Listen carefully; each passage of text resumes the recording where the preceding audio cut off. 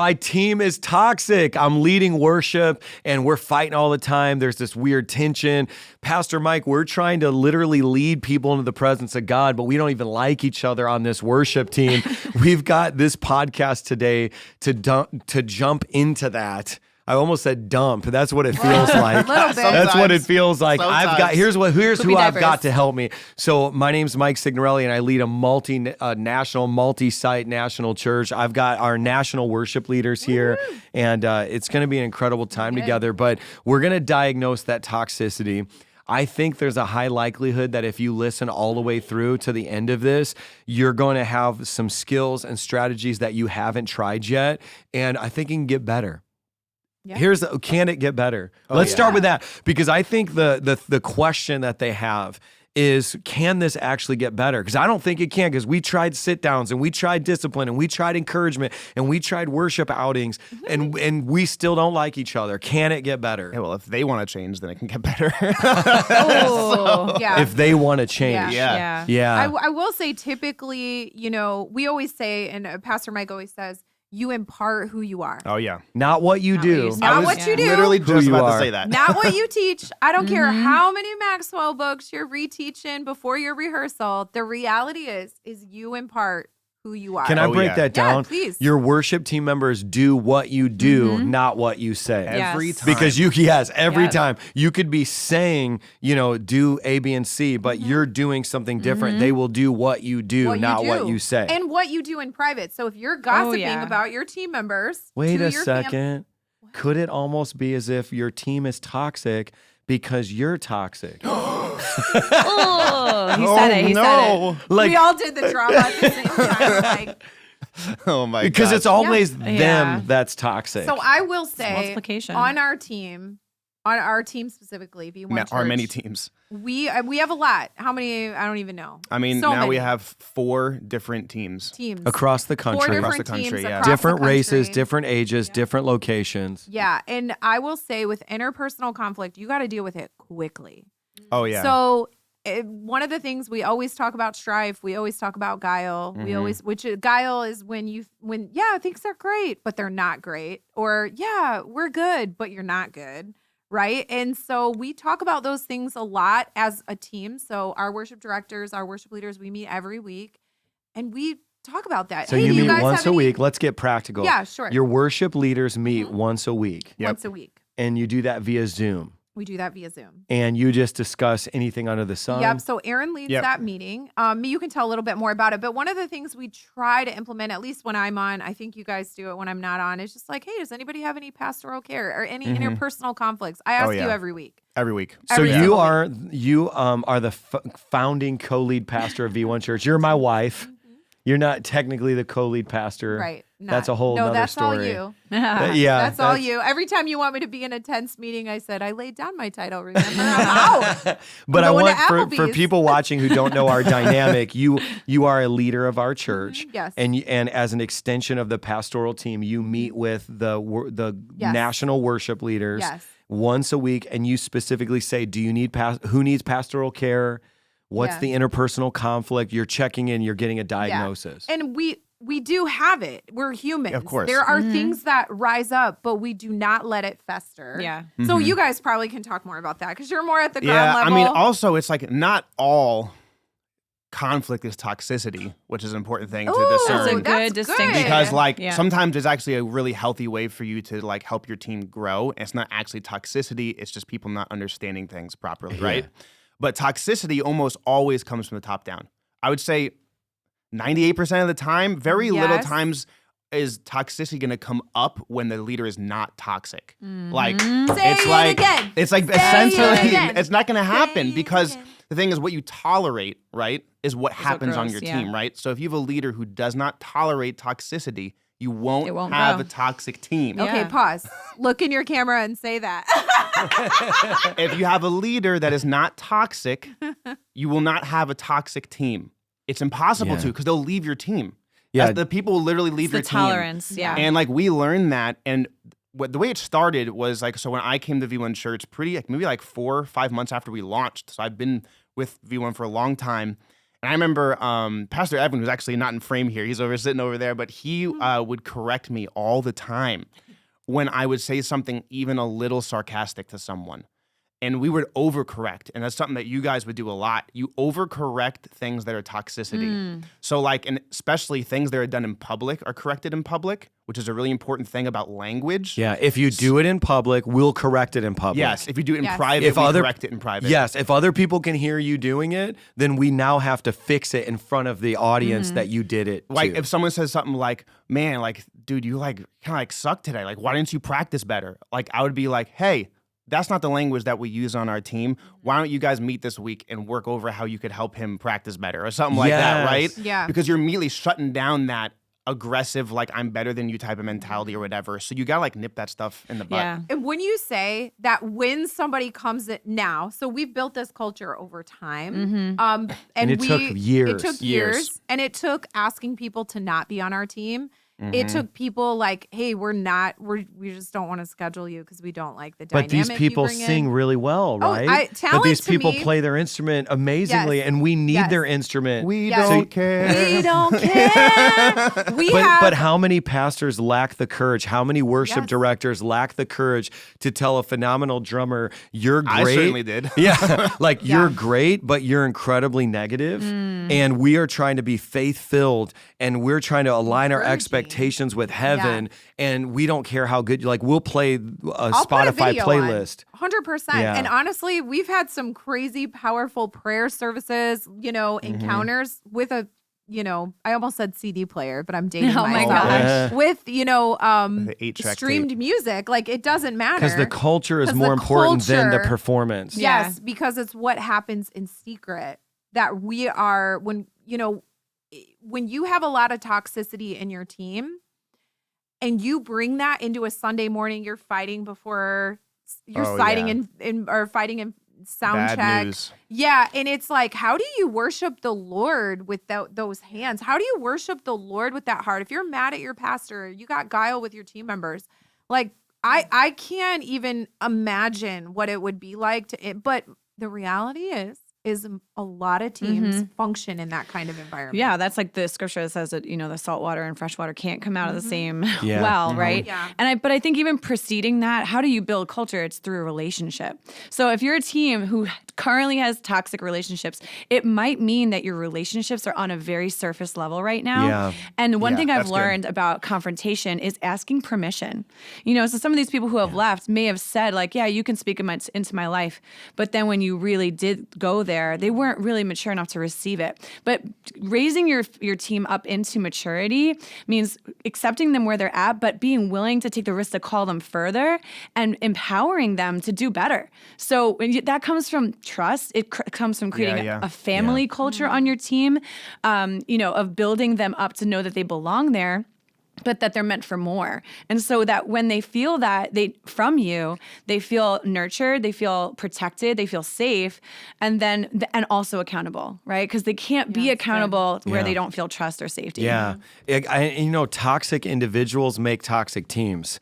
And so what we do is we work on people individually. Yes. And we even say like, hey, I love you, I care about you, and I've noticed this. And we separate the person from the actions. Yeah. So your action is you don't know the lyrics, you don't know let's talk to the person, because you're more than a Christian jukebox. And I think sometimes when people feel like they're being used, Right. that's when they're just like, well, who cares anyways? I mean, they don't even know who I am.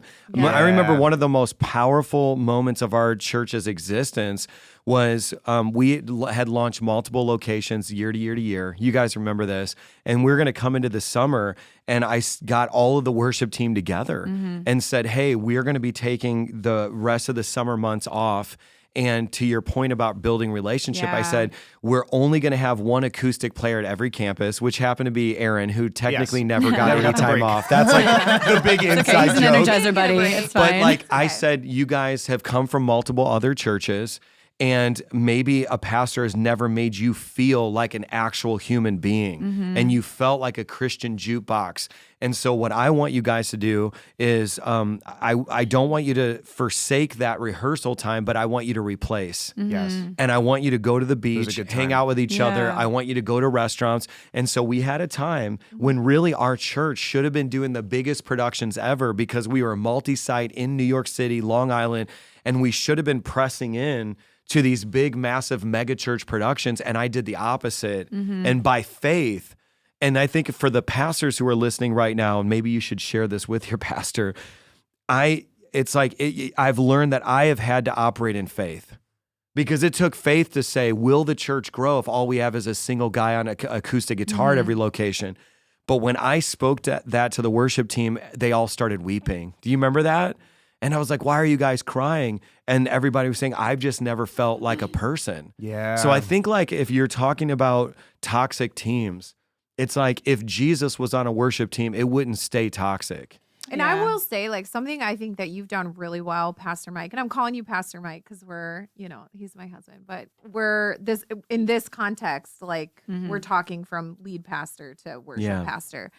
I think you've done such a good job at humanizing our musicians. I think sometimes the toxicity comes from the worship leaders are spiritual and the musicians back up the spiritual worship leaders. Wow. But at our team, like, I don't know if you guys know, I'm sure you do, but I'll watch you and you will literally crawl into the drum cage. Oh yeah, multiple times. And lay hands on our drummer. Yes. Done it to me. And it has done it. I mean, I Makes me can wanna think cry. of 10 times at least that Cue just up my off the top video. of my head. Bass player gets delivered on yes. stage. Yes. Yeah, End card. here's the video. Tap Tag right it. here Somebody to put that see in the him comments. get delivered on. But you know what But it is? I've seen you do that. Well, because again, how many people are a part of worship teams where what that essentially means is you will never get ministered to ever again. Right. And so I have made up my mind that I will minister to both sides of the stage. Yeah. Everyone in front of me and everyone behind me. Yeah. And that's why you can see you getting deliverance. I crawled in the drum cage and lay hands on people, and I almost started crying when you brought that up because I didn't even realize. You don't even think about it. I don't do it, but how many years I spent in the drum cage and no one prayed for me, and I was depressed. I was Yeah, yeah, yeah. suicidal. And an I was alcoholic. addicted to alcohol, Yes. and I would be drumming, and I would be like, when's somebody going to pray Right. for When's me? it my turn? Right. And to me, so sometimes when we have toxic teams, it's like, what would Jesus do? He would Yeah. crawl into that drum cage and lay hands. And it's like, I don't know that I've ever even seen a pastor do that, Yeah. to be honest And with can you. I It say is actually very something? uncommon when I think about it. Right. Yeah, it right. is. During a It is. service, During though. a During a service. service. When everyone Broadcasted. else is receiving, why not them?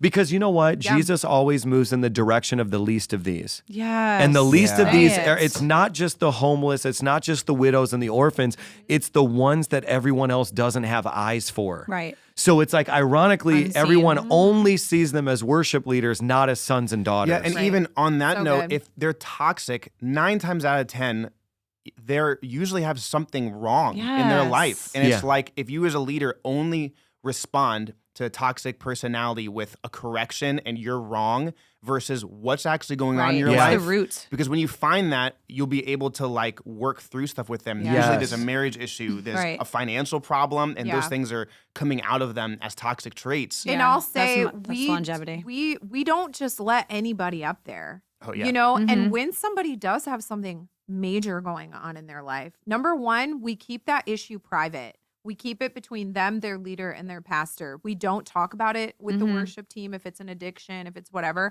because those things have happened on our team and they've come up. And then we're brave enough to sit that musician down or to sit that worship leader down for a season. But we always have a restoration plan. Yeah. Always. Yeah. There is never a time where we've sat anybody down that they didn't have a timeline. Now it may not have been, it might be an aptitude test. So it may not be A time test. We're not saying like you're 90 days, you're 30 days. Because how can you quantify Yeah. freedom? Right. Yeah. You know, freedom can happen in a moment. It can happen, whatever. But like we just, we've recently had situations where people are struggling with different kinds of addictions, some more serious than others. And we've had to be brave enough to let them go Yeah. Right. and say, we can fill this with someone else, or we're willing to sacrifice that spot so that person can receive. Yeah, it. but there's not much worse than someone having, let's say, a moral failure or a toxic attribute and you taking them off the team and then in your mind thinking, okay, that problem's solved. Ooh. That is incredibly dangerous. Because like a lot of times you'll do that in church. Like, okay, finally, I had the conversation, sat them down. Good, we're fine now. You are not fine. That person is at risk of not only tanking parts of your ministry from bitterness, but also tanking their life because they're not getting cared for. Well, and this is where it becomes So good. mothering and fathering. Yes, I as was Yeah. literally leaders. going to Yeah, call on you and be like, Yes. Steph, speak to that. Well, once you're established as leaders, as sons and daughters in the house, you graduate. You have to graduate to being a mother and father in the house. And your team can too. Anyone on that platform is considered a leader by the congregation. Like they're literally looking right, up to yeah. those people on the Yes. platform. So it's our job to Wow. disciple and father and mother them into maturity in the realm that we're leading them in. And then that creates the ability, like it's not one and done. It's checking in. It's following up. It's praying for them. It's, checking in again. It's when they're backslidden, giving them a minute. And then when they show up again, welcoming them back in as a prodigal or as, ready, just being full of hope, full of redemption. And then I would say also to clear out toxicity, it's not a one-person job. You need to yeah. also be raising I was about to say others that. up to be mothers and Yeah. fathers So good. on your team Yes. because then you're empowering them to pull people alongside, and that's the multiplication that you'll see. The culture will start to spread down from good. you to your on. team. You can't mother and father by yourself. And on your team. and I want to say this because we're coming to a close. Guys, make sure you hit that subscribe button, ring the little bell notification, and we need to see you in the comments because your comments about this discussion is what's going to cause us to do other videos. So if you're like, talk more about this or this, like drop in the comments right now. So I love that about you. And it's funny because with you two together, such an incredible team. Julie, your leadership is changing lives. Like you guys are administrating something that is multi-generational. I mean, it's the prophet Joel said he'll pour out his spirit among all flesh. That's right. And you guys are stewarding that. And it's so funny because you said when you sit someone down, don't think, oh, I got rid of the problem. And then you said about mothers and fathers. And when you combine those together, it's like, I have biological children. And I could never just abandon them. Right. Yes. And so it's like Right. when you take the posture of mother and father, what Yes. you're saying is like, you are not a problem. You are a son or a daughter Come that I on. need to take their pride. Yes, I'm willing to come on. discipline you. I'm willing to encourage you. I'm willing to pay out of my Yeah. own money. So guys, if you want us to go even deeper on this one, let me know in the comment section right more. now. We're wrapping Yeah, now. so much more. This next podcast, I want you to tap the video and jump into. We're talking about song selection. How do you make the song It's a fun one. selection? Yeah, and I have no idea. that could be toxic. Like song selection could be toxic. Why do my pastors not let me do this? Wait, so My church is in a downward spiral. yeah. or who gets to do which song? That's my song. Oh, that's song. Oh, get up there and do your song. We're gonna go deep dive. Deep dive. Oh, this is becoming my favorite new podcast. So good. Let's go. All right, we'll see you guys in the next one.